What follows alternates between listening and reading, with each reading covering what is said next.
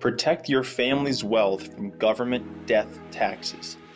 If any loved one you know or care about dies with a spouse still alive, always elect this free option to help protect the family's wealth from future death taxes. This topic can go down the rabbit hole quickly, but it's a topic that is one of the only free lunches in the tax code as it relates to death taxes, so it's certainly worth understanding. As a starting point, the amount of wealth that the U.S. federal government allows you and me to pass down to the next generation has varied over the years. It was only $675,000 back in 2000, then it was $5 million for a while, and now it's more than $13 million per spouse. However, we all know that tax laws are written in pencil, not pen, and the political winds can change on a dime.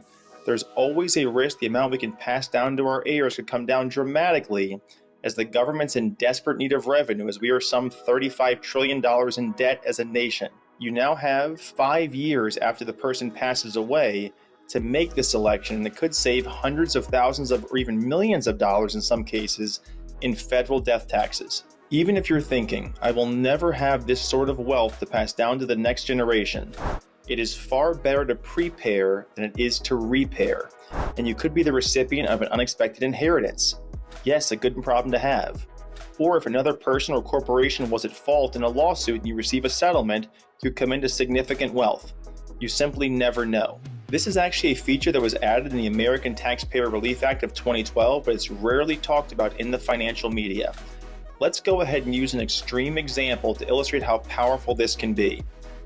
We are back to Johnny and Susie again. This time, Susie was the breadwinner. She's a retired executive from a large publicly traded corporation, and she has amassed $20 million of personal assets in her name. Johnny, the sweet Southern gentleman that he is her third husband and has very little in the way of financial assets.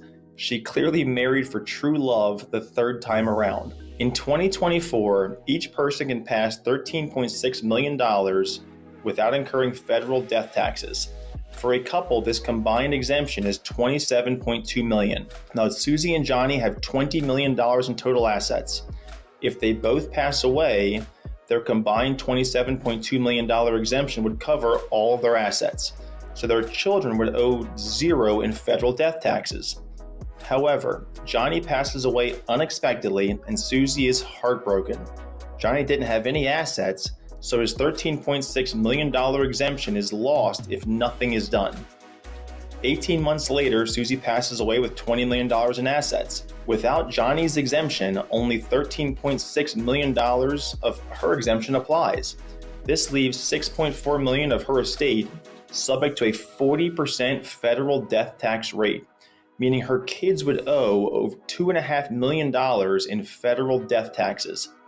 What Johnny's wealth and tax advisors should have done is had Johnny's CPA or estate attorney check a box on Form 706 electing for something called portability. This simply means that his $13 million unused amount is ported over to his or her surviving spouse.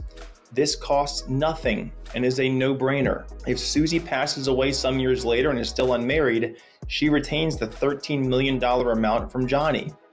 Using that prior example, if portability was in fact elected when Johnny passed away and Susie passed away 18 months later, her kids would owe $0 in federal death taxes to the government. At Brandywine Oak, our goal is to help our clients take advantage of every possible tax break, as what we have does not matter. What our family gets to keep after taxes is all that matters in the end. When it comes to your financial future, you don't have time to squander. If you have any specific questions about this topic, or like to schedule a call to see how we can help, go ahead and scan the QR code to get started.